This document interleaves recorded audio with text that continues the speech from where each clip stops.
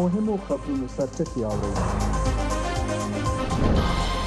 جمهور رئیس بایدن هوکړه کړې چې د کووډ-19 ضد واکسین د امتیاز حق باندې بندیز پای ته ورسوي. په راپور کې به په هند کې د کرونا ویروس وروستي ناورین جزئیات هم واورئ. یو افغان ژورنالیست په قندهار کې نامعلومو وسلوالو وژلی.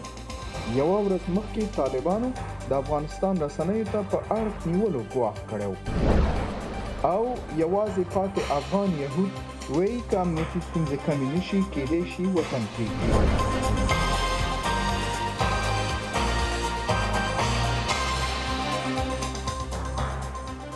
السلام علیکم او ستړي مشئ.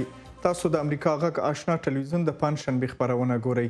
نن د ثور 14مه او د مې 6مه نیټه ده. مهم خبر د افغانستان نه لرو. د قندهار امنیتي چارواکي وایي د مالیې د وزارت د مطبوعاتو امر او د طلوع نیوز پخوانی نطاق او د سیاسي خپرونو کوربه نعمت روان په قندهار کې وژل شوی دی. محلي چارواکو امریکا غږ ته ویلي دي چې نعمت روان نن پنجشنبې سهار قندهار ښار په 14مه اوزه کې په یو وسلوال برید کې ووژل شو. جزئیات یې د عزیز الله پوپل په راپور کې اورئ.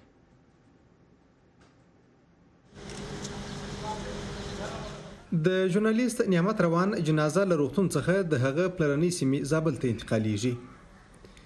د هغه د وژنې د پیښې د څرنګوالي په اړه د کندهار د پولیسو ویاند جمال بارګزي آشنا تلویزیون ته ویل چې نوموړی د ښار په 14مه حوزه کې د وسلوالو موټرسایکل سپرو په برید کې د خپل سپرلي په موټر کې وژل شوی دی.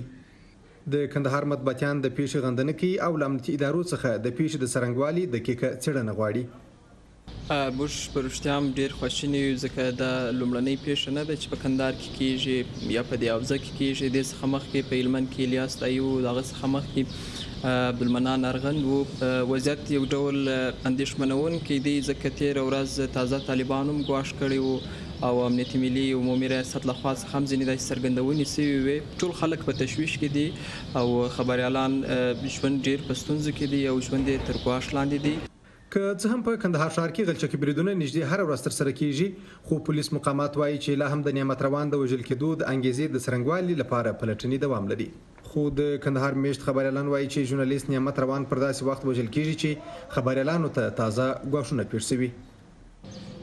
خبریال هغه څوک دی چې باید ونه وژل ځکه چې د ټولنې هغه ناخوالې بیانوي چې روزمره عام خلکو سره مخ دي. نعمت روان د طلوع نیوز پخوانی نطاق او د سیاسي خپرونو کوربه و چې 3 اونۍ وړاندې په یاده اداره کې دنده پرې ایښې او تازه د مالیې د وزارت د مطبوعاتو تعمیر په توګه نوې دنده پیل کړې وه. نوموړي د ژورنالیزم په برخه کې لوړې زده کړې د کندهار په پوهنتون کې ترسره کړې وې او له تېرو 8 کالو راهیسې په بېلابېلو رسنیو کې دنده درلوده. د کندهار پوهنتون استاد او د وژل شوي ژورنالیست نعمت روان ملګری جمیل ناصري کندهار ته د هغه د سفر په اړه داسې وایي. په دې وروستیو کې کندهار ته راغلی و چې د اسنادو کار پاتو د خپل د پوهنتون د اسنادو په کار پسې راغلی و. نو په دغه لړ کې د دغسې یو دردونکي پیښې سره موږ مخ شو. د افغانستان د خبریالانو د خوندیتوب د کمیټې د سروې پر اساس په تیرو 6 میاشتو کې د امنیتي ګواښونو او د هدفي وژنو د زیاتوالي له امله 43 افغان خبریالان له خپل هیواد څخه وتلو او څه باندې زر خبریالان د خپلو دندو پرېښولو ته اړ شوي دي. په سروې کې دغه راز راغلي چې په دې موده کې 9 خبریالان په هدفي بریدونو او د نامنوي په پیښو کې وژل شوي دي. د نعمت روان د وژلو مسؤلیت تر اوسه کوم چا یا ډلې په غاړه نه دی اخیستی. په افغانستان کې طالبانو په عمومي ډول ټولې رسنۍ په جهت نیولو تورنې کړي دي او ګواښ یې کړی دی که خپله بېطرفي ونه ساتي نو د راتلونکو اقداماتو مسؤلیت به د رسنیو د مسؤلینو او کارکوونکو په غاړه وي. د افغانستان حکومت وایي طالبان دې د جګړې او رسنیو ته د ګواښ په ځای د سولې لار خپله کړي.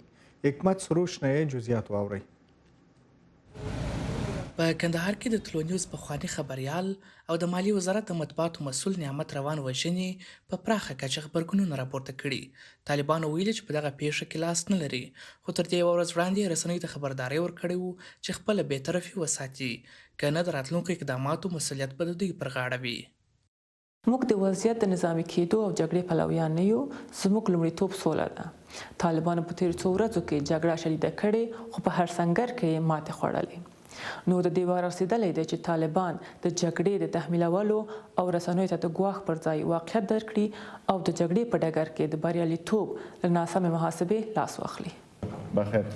د افغانستان ملي امنیت هغه راپورونه رد کړي چې ګواکې د دغې ادارې رئیس د ولسي جرګې په یوه سري غونډه کې ګواښ کړی چې سیاستوال او کارپوهان چې د ترهګرو په ګټه تبلیغات کوي له هغوی سره ورته چلند کوي. ملي امنیت وایي چې دوی به د رسنیو پر ضد د هر ډول دسیسې، ګواښ او محدودیتونو لګولو پر وړاندې ودرېږي.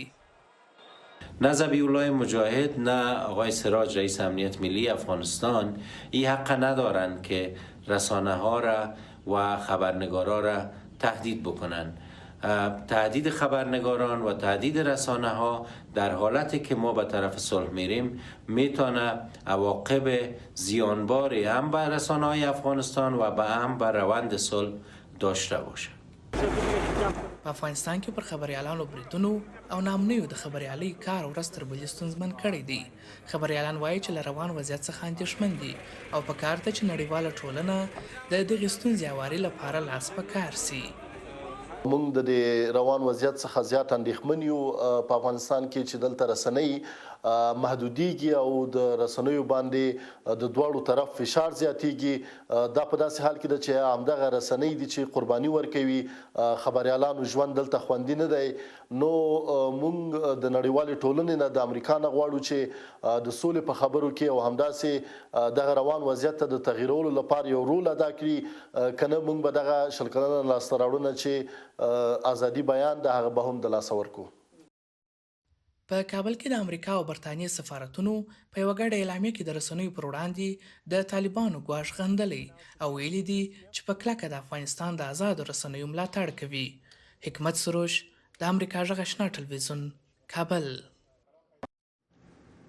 د امریکا ځینو پخوانیو او اوسنیو سیاستوالو او پوځي چارواکو د افغانستان نه د امریکایي او ناټو ځواکونو د وتلو وروسته د بدو عواقبو خبرداری ورکړی دی. متقاعد جنرال مارک کیمټ وایي په افغانستان کې د تشدد کچه کېدلی شي تر دې هم لوړه شي.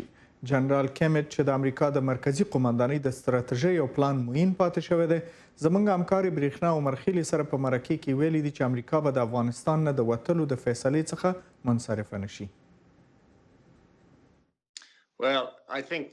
زه فکر کوم چې د اوسنی وضعیت په اړه د افغانانو د اندېښنې په ځای دی. موږ له افغانستان څخه وځو، ښایي د تاوتریخوالو کچه تر دې هم لوړه شي، خو د افغانستان ملي امنیتي ځواکونو ته پکار ده چې باید د ائتلافي ځواکونو او د ناټو پوځیانو ځای ونیسي. موږ به د هغوی روزنې ته دوام ورکړو.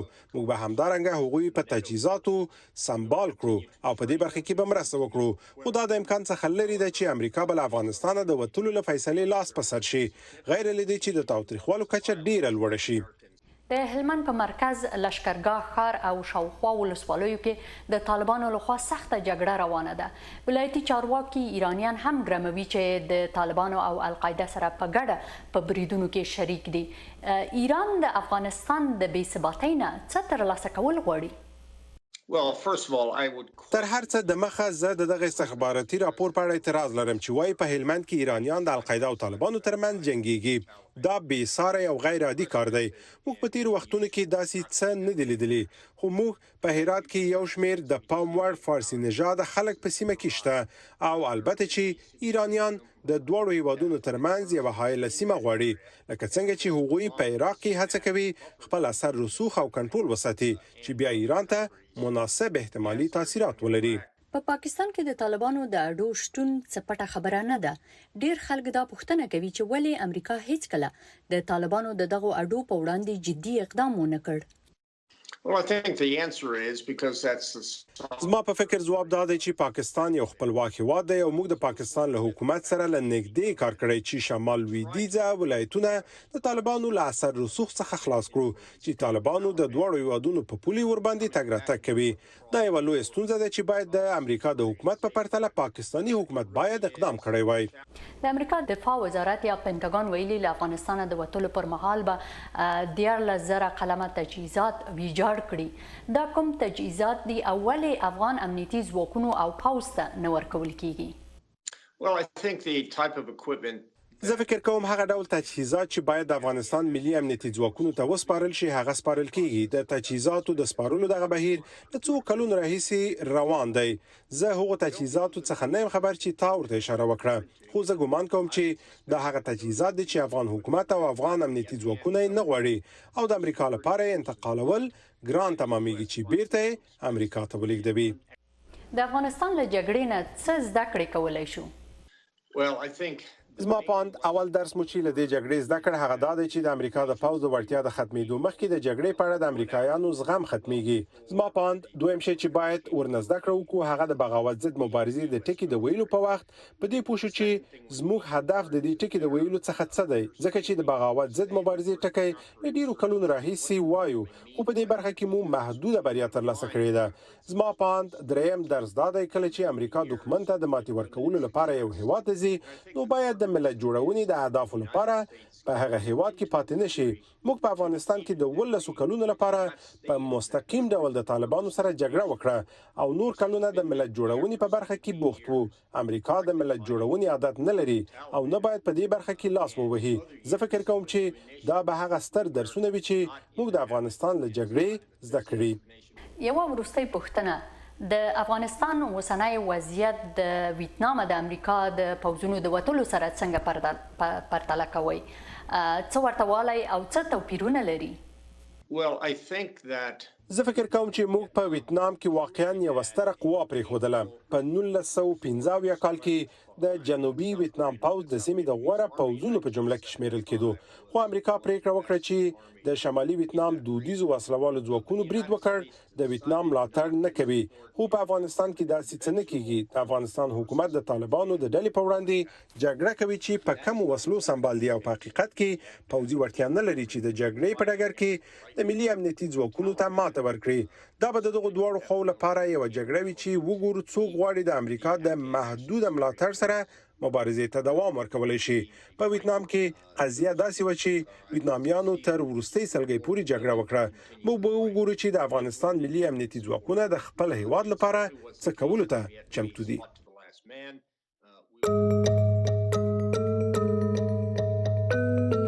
تر ټولو مهم دا چې اول یا خو خپل لاسونه په اوبو او صابون پرېمنځئ او یا یې هم په ضد عفوني مایع باندې پاک کړئ. دا ځکه چې په اوبو او صابون د لاسونو پرېمنځل او یا یې په ضد عفوني مایعاتو پاکول هغه ټول ویروسونه مړه کوي چې ښایي لاسونه مو پرې ککړ شوي وي.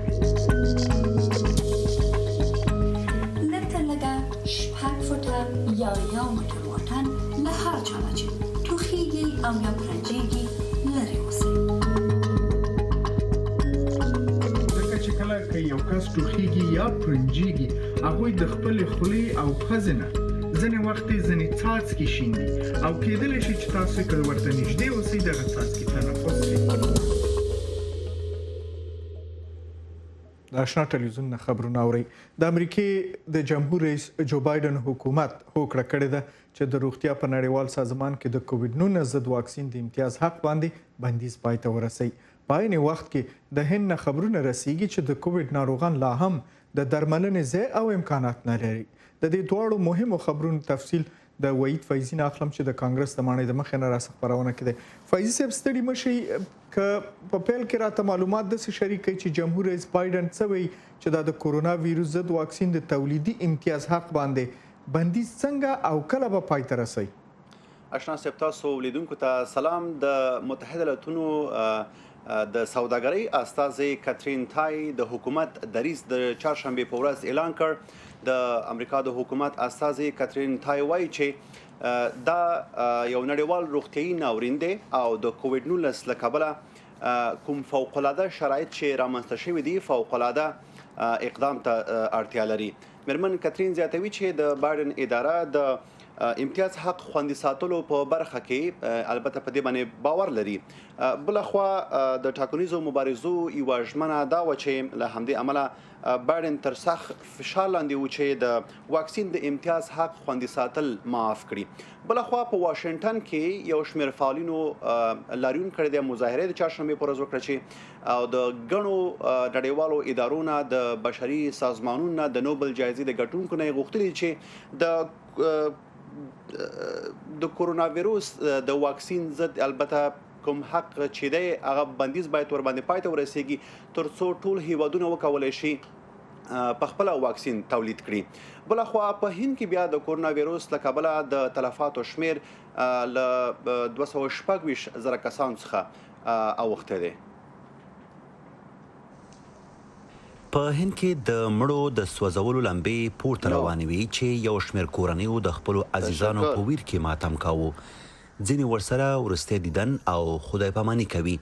د چهارشنبې په ورځ په هند کې د کورونا ویروس له کبله د مړو شویو شمېر 226,000 کسانو ته ورسید او 20.6 میلیونه کسان په کورونا ویروس اخته شوي دي. لا هم په دغه هیواد کې د اکسیجن کمی لیدل کیږي. زه دلته راغلی یم چې د یو خپل لپاره د اکسیجن یوه ډبه واخلم. د سهار له 5 بجو دلته ولاړ یم. تر اوسه مې ترلاسه کړې نه ده. خلک زیات ځورېدلي. هیله لرم چې یوه ډبه ترلاسه کړم. خو زیات شمېر کسان په ناهیلۍ او خواشینۍ کې ولاړل. د تېرې ورځې د سهار له 4 بجو راهیسې دلته په تمه یم. یوه شپه او ورځ تېره شوه. دوی وایي چې 50 ډبې به وویشل شي. 100 سندونه یې وکتل، 90 یې رد کړي او 10 یې منلي دي. د اړتیا وړ اسنادو کې د کووډ معاینه، د ډاکټر نسخه او د هویت کارت شامل دي. د چهارشنبې په ورځ د هند یوې عالي محکمې د هند له حکومت څخه غوښتنه وکړه چې ژر تر ژره د یوه طرحه ورته وسپاري چې څنګه کولی شي د نوي ډهلي په روغتونونو کې د اکسیجن کمۍ له منځه وړی شي. یو ساینسپو د هند حکومت ته خبرداری ورکړه چې آن د اوسني وضعیت په آرامېدو سره لا هم په کورونا ویروس د اخته کېدو احتمال لوړ دی. د ویروس کچې په پام کې نیولو سره درېیمه مرحله هم امکان لري، خو دا روښانه نه ده چې درېیمه مرحله به په کومه کچه وي. هیله ده چې په تدریجي توګه وي، خو نوې څپې ته باید تیاری ولرو. په داسې وخت کې چې خلک واکسین کول ته په قطارونو کې ولاړ دي، هند چې 1.4 میلیارډ نفوس لري، تر اوسه یې 1.8 میلیونه کسان واکسین کړي دي. د واکسین کولو شمېر زیاتول د واکسین د کمښت له کبله ټاکنه شوی دی. وحید الله فیضي، امریکا غږ تلویزیون، واشنگټن. او د کورونا وبا له امله د پاکستان حکومت د افغانستان او ایران سره د تلو راتلو بندري لارې د مسافرو په مخ باندې بندي کړي دي. د دې سربیره یې نړیوال پروازونه هم کم کړل. د دې علت دا دی چې حکومت ډیر کلک خبرداری ورکړی دی چې په څو راتلونکو اونیو کې به د کورونا وبا په خلاف جدي مبارزه روانوي. د سرحدي لارو محدودیت او بندولو اعلان د تیر یکشنبې په ورځ شوی دی. دا په داسې حال کې کیږي چې دا هیوادونه د کوچني اختر د لمانځلو دپاره ځانونه تیاروي. د افغانستان او ایران سره هغه سرحدي لارې چې خلک پیاده او په موټرو کې پرې او راځي هغه به هم بندي شي، خو تجارتي موټرې به د دې محدودیت نه مستثنا وي. اقدام دی دا چې بارډر بند شو، دا کرونا ورځ په ورځ زیاتیږي. هند کې هم ډېر مرګونه، ډېر مریضان دي. موږ له پکار دي چې احتیاطي تدابیر وکړو او بارډر بالکل صحیح اقدام دی او دا تګ را تګ باندې پابندي تقریبا 21 تاریخ پورې ده. او که داسې دا خلک راغونډېږي او داسې دا ګیټ کولاوي، نو په دې وجه باندې به چې کوم دی د کرونا د زیاتېدو امکانات نور هم شته دی. دا درېیم لهر دی، دا ډېر خطري لهر دی زموږ دپاره، د ټولې دنیا دپاره. او بس موږ په دې شي باندې خوشحاله یو چې دا یو عملی کار وشي. 15 ورځ او ګیټ بند دی. کرونا وجه باندې بارډر بند شو، خلکو ته ډېر غټ نقصان ورسېده. ترانسپورټ ټول ګاډي ودرېده، مزدوران هم کورو باندې کېناسته، مزدوري نشته، پیسې لګي اختر دپاره، خرچې مرچې لګي، هېچا سره روپۍ نشته. بارډر ډېر خلکو ته نقصان وشو، پوه شو، مسافرو ته ډېر زیات تکلیف دی.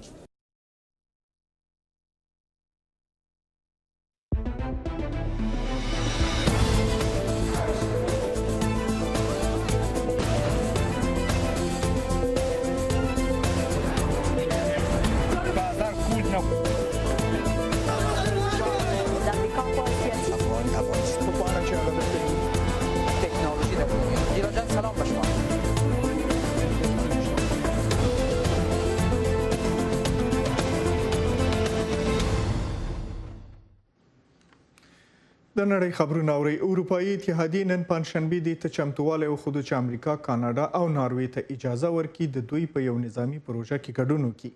د دې پروژې مقصد په اروپا کې دننه په چټکه توګه د عسکرو او تجهیزاتو ځای په ځای کول دي. د اروپایي اتحادیې د دفاع وزیران دغو 3 هیوادونو ته اجازه ورکړي چې د دوی د پوځي تحرک په پروژه کې ورسره برخه واخلي. د پروژې مقصد دا دی چې د بیروکراسۍ ستونزې چې د عسکرو د ځای په ځای کولو بهیر په چټکه توګه ډیر ځنډی اواري کړي. دا به اول ځلي چې اروپایي اتحادیه به د اروپا نه بهرنیو هیوادونو ته اجازه ورکړي چې د دوی د نظامی پروژې په تشکیل کې ورسره برخه واخلي. د جرمني د دفاع وزیره انګریت کرامپ کرنباور وایي چې دا د اروپا او ناټو دپاره ستر اقدام دی او د اتلانتیک د سمندر نه بلې خوا سره د اړیکو دپاره هم مهم ګڼل کیږي. او دلته په متحده ایالاتو کې د فیسبوک او پخوانی جمهور رئیس ډانلډ ټرمپ په اړه وروستۍ پریکړه د نړۍ مشرانو ته چې ټولنیزې رسنۍ کاروي یو پیغام لري. پیغام دا دی چې هغوی باید د یو لړ قوانینو د مخې نه چې اوس د جوړېدو په حال کې دي فعالیت وکړي. د امریکا د پخوانی جمهور رئیس ډانلډ ټرمپ په اړه د فیسبوک د څار او مراقبت د برخې وروستۍ پریکړه د نړۍ مشرانو او نورو مهمو اشخاصو ته چې فیسبوک او ټولنیزې رسنۍ کاروي یو پیغام استوي. هغه قوانین چې د فیسبوک پر ټولو کارکونکو عملي کیږي باید په پرنفوذو افرادو هم تطبیق شي. له بارسوخو او بانفوذو کسانو سره باید د جلا قوانینو له مخې چلند ونه شي. خو دا پریکړه ډېری پوښتنې را پیدا کوي چې دقیقاً دغه قوانین څه دي او د نړۍ مشرانو ته چې غواړي خپل پیغامونه خپاره کړي څه معنا لري. آیا په آنلاین ویناو کې د ټکنالوژۍ په قدرت سخته څارنه زیاتوي؟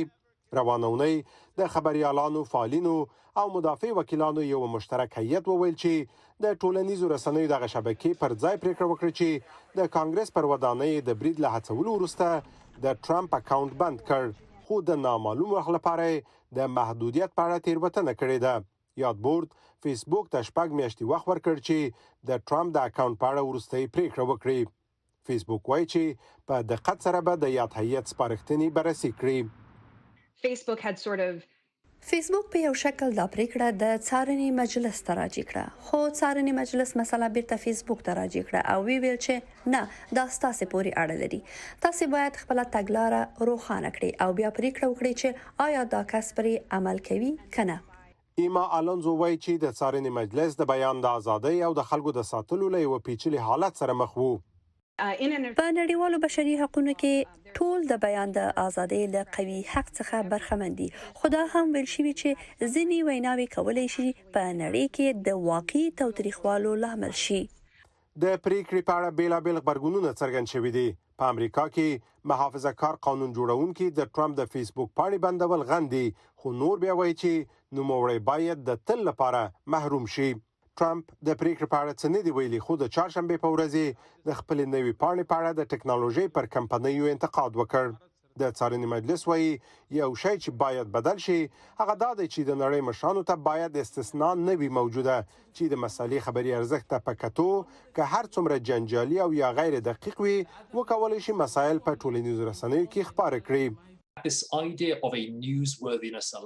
دا نظریه چې خبرې ارزښت لري او کېدای شي چې په فیسبوک کې د خبرېدو توجیه وشي، موږ وایو حتی که متوازن هم وي نو د خلکو خوندیتوب باید پکې وي. دا چې مسله اوس بیرته فیسبوک ته راجع شوې، سیاسي مشران او بانفوذ اشخاص او په ټوله نړۍ کې د یادې کمپنۍ 2.8 میلیارډ کارونکي باید صبر وکړي چې آیا دا ټولنیز رسنۍ تغیرات راولي او کنه. سمیع الله جلالزای، د امریکا غږ. زمونږه په وړیا دی ډاونلوډ کړئ، پښتو ژبه انتخاب کړئ او د افغانستان او نړۍ تازه خبرونه، په زړه پورې ویډیوګانې، عکسونه او ګڼ نور مطالب په خپل موبایل کې ومومئ. VOA افغان او VOA افغانستان.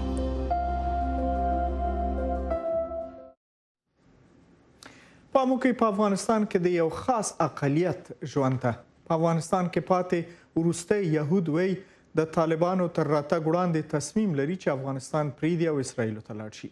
دا یوازینی پاتې يهود په دې باور دی چې د طالبانو پر راتګ سره به خپل دینی ازادي د لاسه ورکړي. هغه وایي د داسې حالت یو تجربه د مجاهدینو او د طالبانو د راتګ په وختونو کې هم له پخوا لري. زموږ همکار رحیم ګل څاروان ورسره خبرې کړې دي او جزئیات په راپور کې اوري.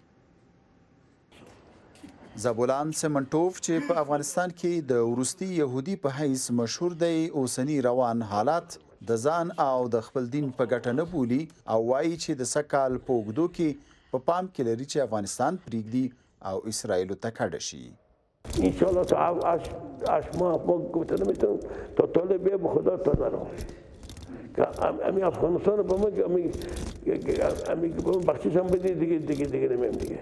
اینجور سیک به مذهب خب چیز نیست، یهودی نباشه، یهودی نیست، چون یک کلام خدا هست، خود شکل میگه کسی یهودی نیست، یا هندو باشه سیک، هندو باشه هندو، شکل اینا 1000 سال چی داره. ما مردم یهودی از 2000 سال ما 2200 سال مقدمت داریم و از اون وقتی بوده وقتی مسلمان وجود نداشته. تو اطلاف هم مسلمان تو ما روزه رام نمیکنی دیگه، تو چی رقم میخوایی؟ اون زن شلاق میزنی نه همون چیز دیگه. زبولان سمنټوف 59 کلن دی او په هرات کې زیږیدلی دی. نوموړي یو وار مخکې هم د نویومې لسیزې د کورنۍ جګړې په مهال له کورنۍ سره له افغانستان ووتی و.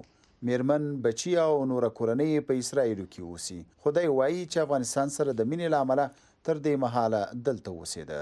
زبولان تر 10 کلونو زیات په افغانستان کې د خپلې کنیسې یا عبادت ځای ساتنه کړې ده. ما نگاه کردم باز کلام خودشون تصمیم نگیرم با کی تصمیم کنم چی کنم دیگه. تصمیم نگیرشون فالی. تصمیم میگیرم اونا خبر دارم من میرم کارا میکنم پاسپورت خوشی میگم میرم.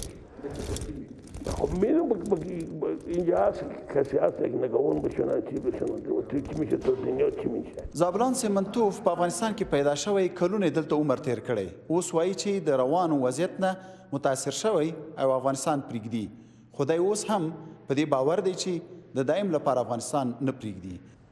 دی وایي که حالات بیرته ښه شول ورته راستنیږي. وطن ما خاک ما چی است ما تولد چیدیم افغان هستیم دفاع عسکری کردم هم فایده من هرات دوره داود خان هم بکلیفت دوره کاروان نجیب حالا بود باش زبولان سیمنټوف وایي چې یهودانو په افغانستان کې له 2000 زیاتو کلونو راهیسې ژوند کړی دی. په تیره اصلیزه کې د ځینو نورو سیمو ترڅنګ 1500 یهودي کورنۍ په هرات کې میشتې وې. دا کورنۍ اسرائیلو ته کډه شوي دي. زبولان سیمنټوف وایي چې دی او اکثره یهودي کورنۍ سوداګرې وې او دلته په تجارت بوخت ول.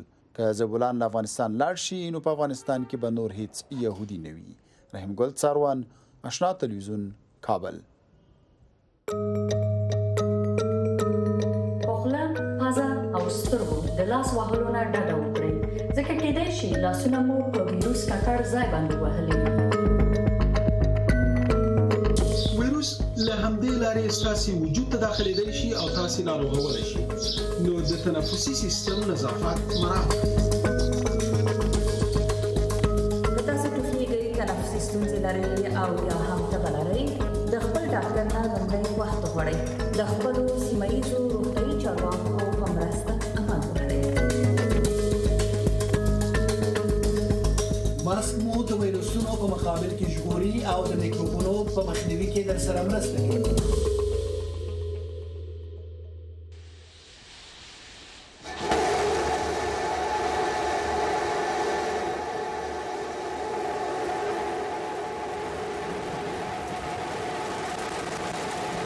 دا د امریکا د سټارشپ سپیس ایکس بیړۍ ده او دا ځل د تیرې چهارشنبې په ورځ په بري سره فضا ته وتوغول شوله او په بري سره بیرته هم ښکته شوله.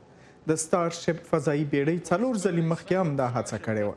ټاکل شوې ده چې دا فضایي بیړۍ به په آینده کې سپوږمۍ ته سامان آلات او انسانان وړي او بیرته به یې راوړي او د مریخ لرې پرتې سیارې ته به یې هم انتقالوي.